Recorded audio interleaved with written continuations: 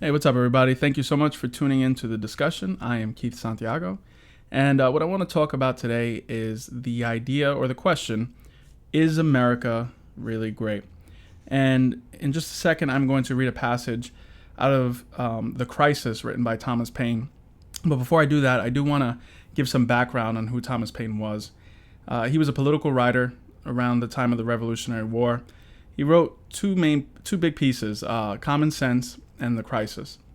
And Common Sense was basically an appeal to the colonists to declare independence from Great Britain. Basically, we should go to war, we should declare independence.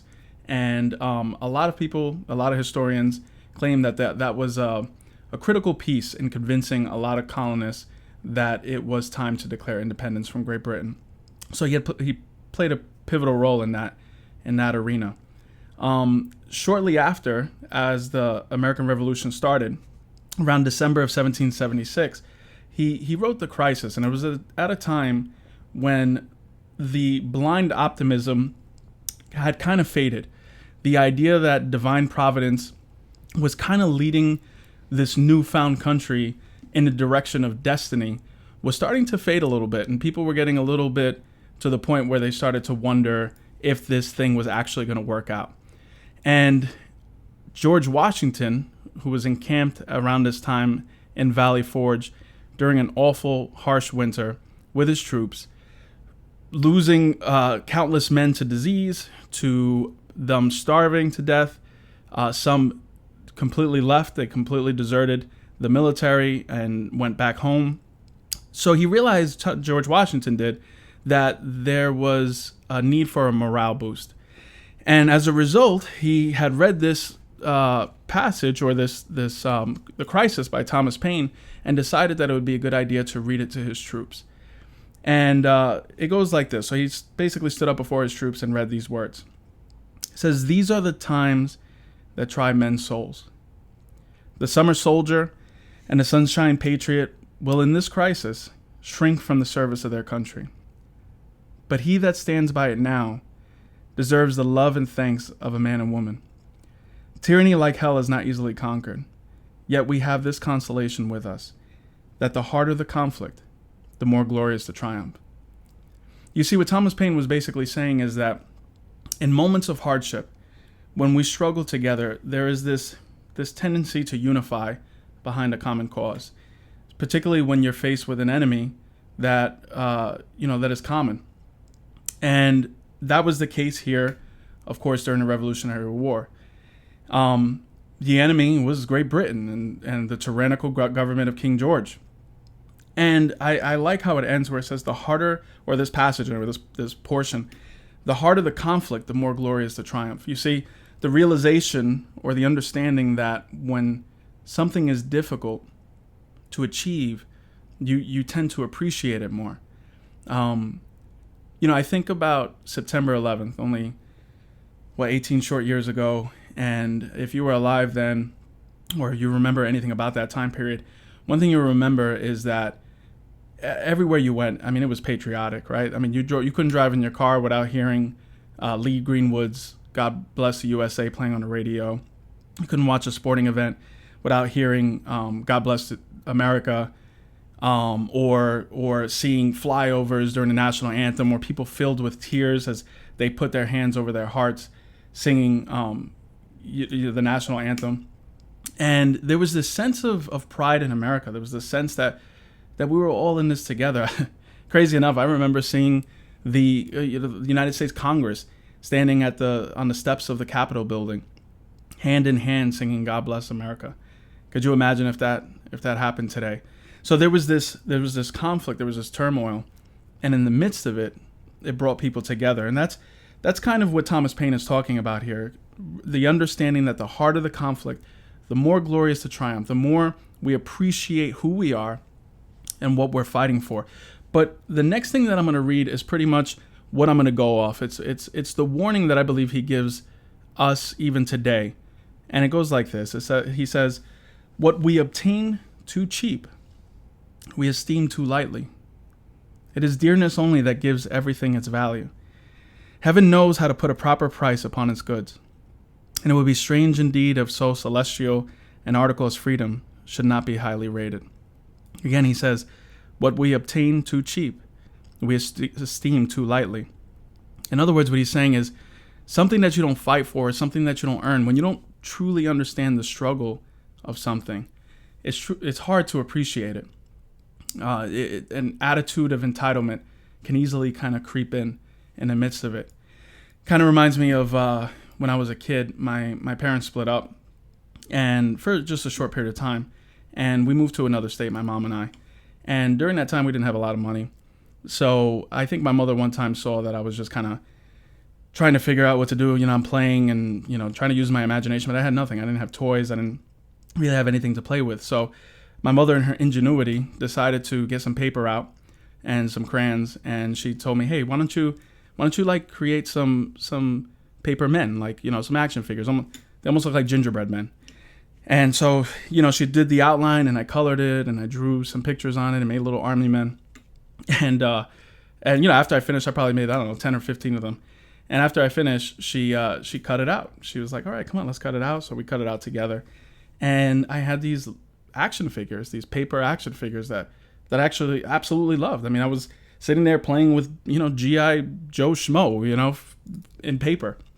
And I remember as a kid, I didn't really know much of the difference. I mean, I was probably about 6 years old. I mean, I knew they weren't toys, but, imagination's everything. So I, started taking my paper men, and she gave me a little box that I could put them away in.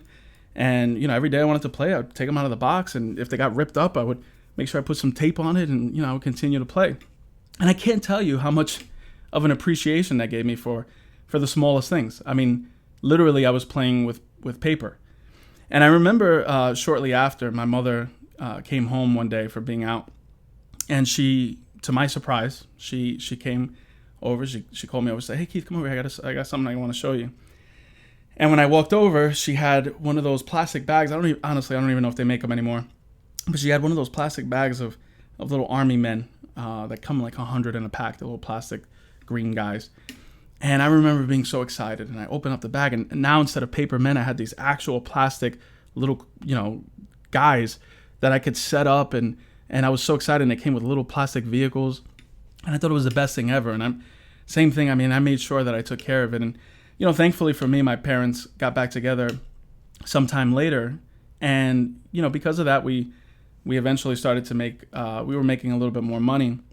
And throughout my life, for Christmases and birthdays, if I got a video game set or anything, I really, truly cherished it. I appreciated that, whatever it was. And I think it was because at such a young age, I had to learn how to appreciate something small in a very small scale. And I'm not trying to, I know everybody has a story, but in a very small scale for that moment, there was a little bit of a struggle, even for a 6-year-old. And because I faced that struggle, I appreciated small things and, of course, big things. And I wanted to savor it. I wanted to protect those things. And the same could kind of be said about our country, the United States. The idea that what we obtain too lightly, we don't really appreciate, right? What we attain too cheaply, we don't appreciate.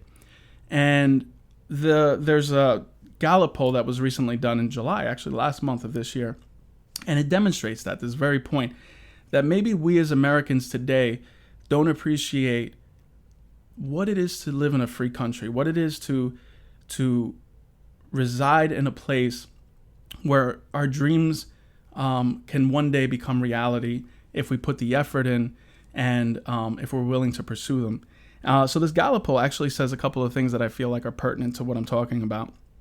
So when it was done in July, I'll give you some examples. 45% of people said they were extremely proud to be American. So just 45% said they were extremely proud to be an American, which is the lowest measure since Gallup started polling this question. So 45%, less than half of our country, is extremely proud to be American. That same poll found that 24% of people aged 18 to 29 are extremely proud to be an American. So less than a quarter of really millennials are extremely proud to be American.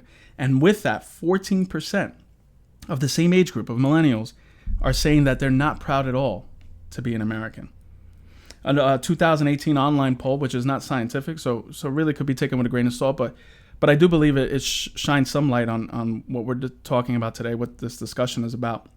But this poll showed that 46% of people under the age of 38 do not believe America is the greatest country in the world.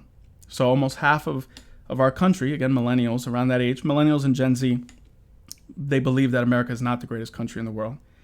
50% of the same group believe that the country is sexist. And 49% of this age group believe it is racist. 38% of millennials believe that America does not have a history we should be proud of. So that's more than 1/3 of the young people that live in this country think that our history is something that we, if not that we're proud of, that maybe we should even be ashamed of. And 19% of millennials believe that the American flag is a sign of intolerance and hatred. What we obtain too cheap, we esteem too lightly.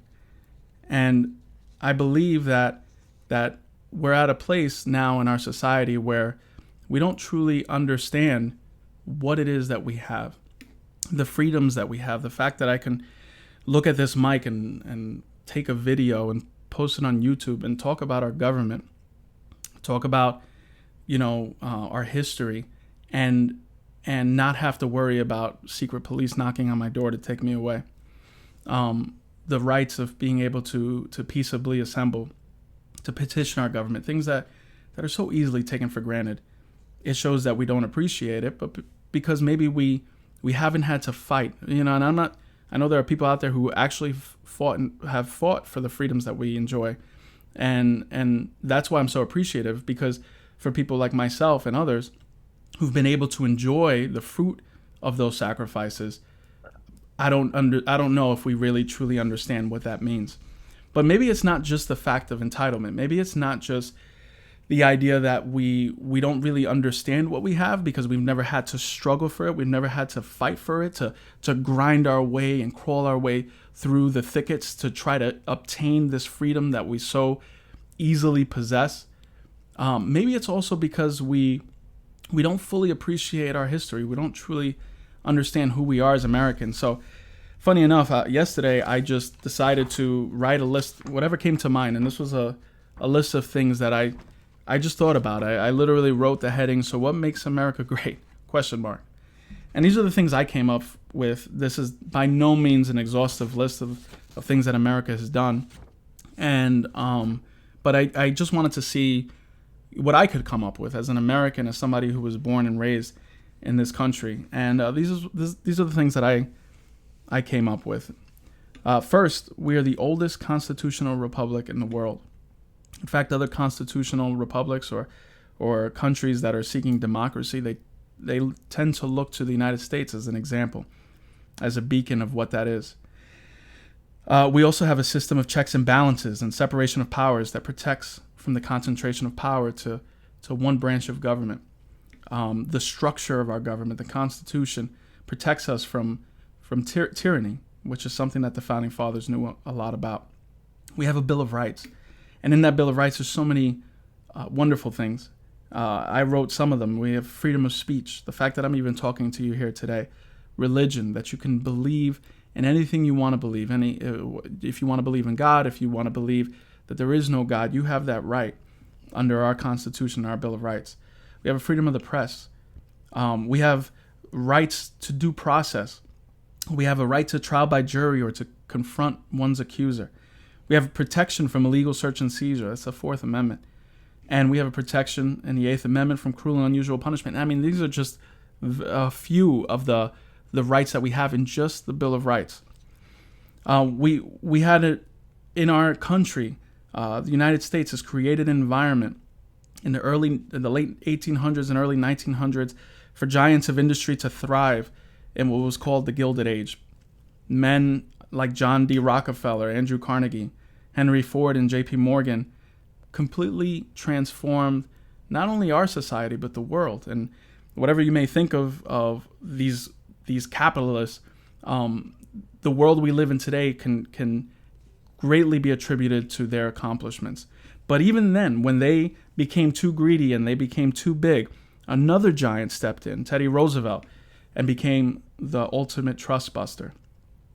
America has created some of the greatest athletes the world has ever seen. This is just a list that I could think of. People like Babe Ruth, Joe Louis, Rocky Marciano, Jackie Robinson, Wayne Gretzky, Michael Jordan, Jack Nicklaus, Joe Montana, just to name a few. And there's obviously tons of others. And I know more recent ones that some people are probably going to be mad that I didn't mention. America has twice played a crucial role, if not the most important role, in saving the world from tyranny during 2 world wars.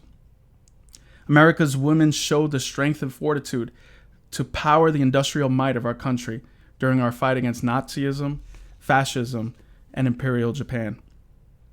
Our country stood shoulder to shoulder with other allies to protect the world from the cancer of communism, from the end of World War II and to this very day.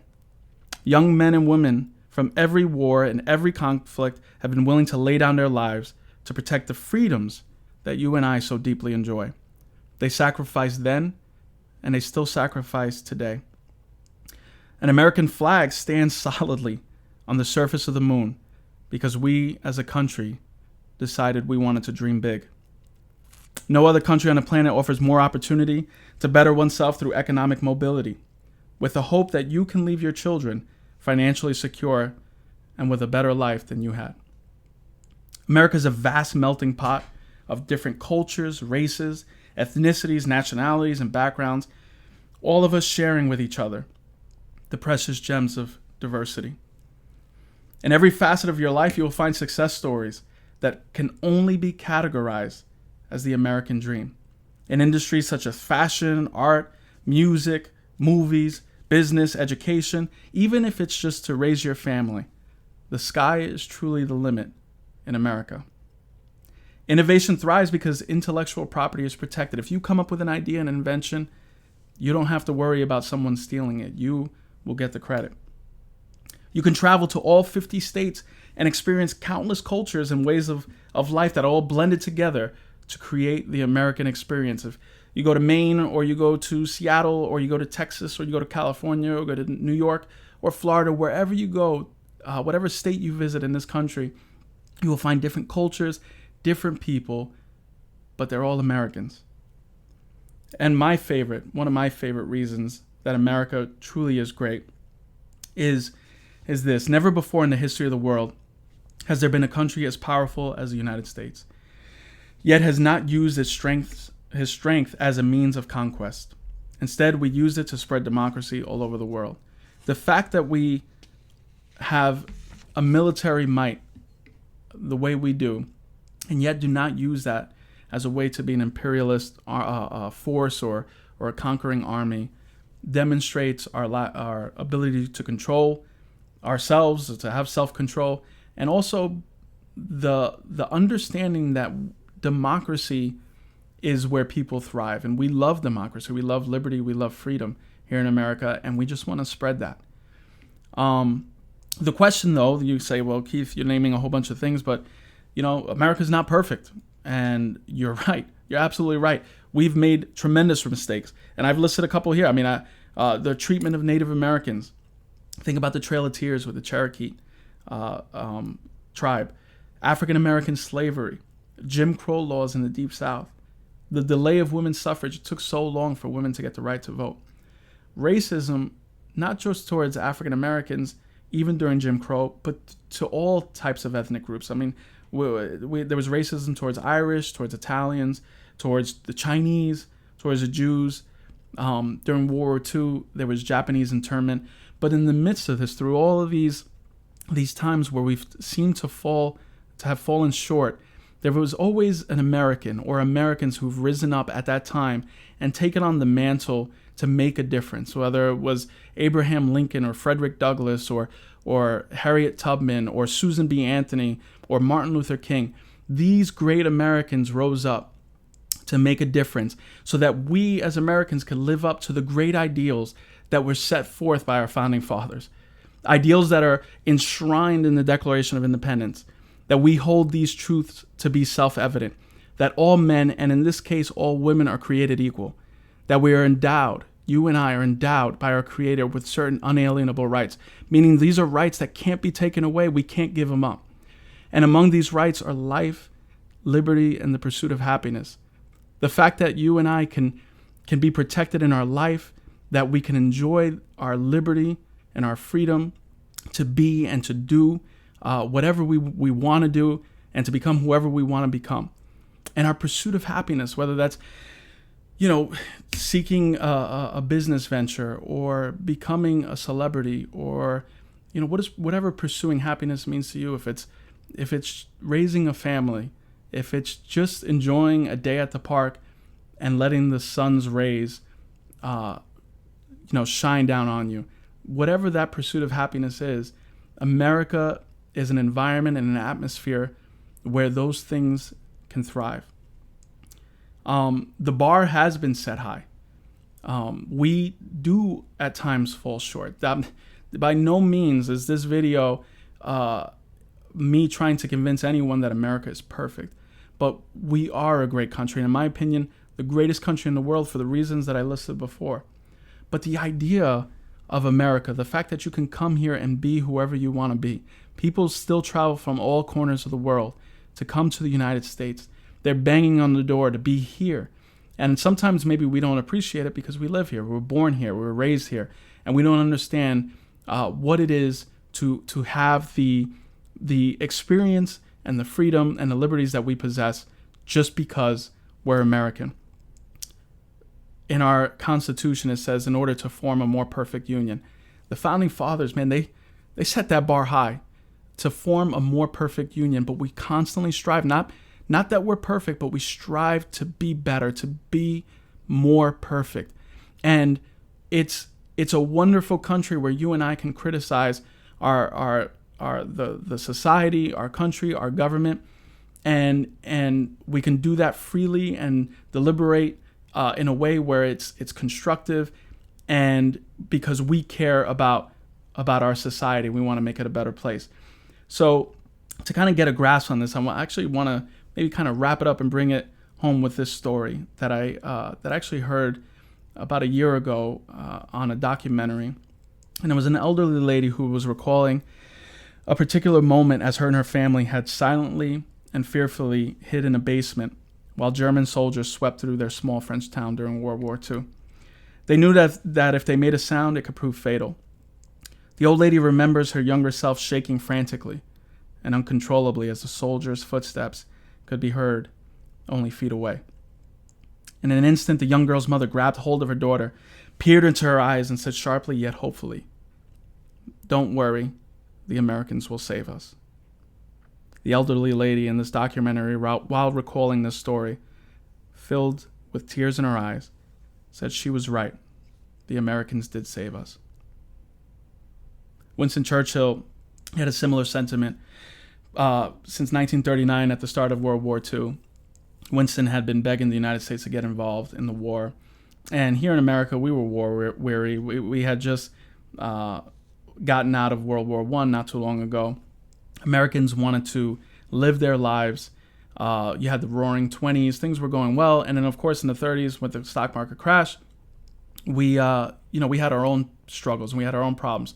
So the thought of entering an international conflict again, something that really at that point had nothing to do with us, for a lot of Americans was just something they weren't willing to do. And Winston Churchill would talk to Franklin Roosevelt often and ask for some type of assistance. But we never really stepped in. We never really stepped up until December 7th, 1941, which was the attack on Pearl Harbor by the Empire of Japan.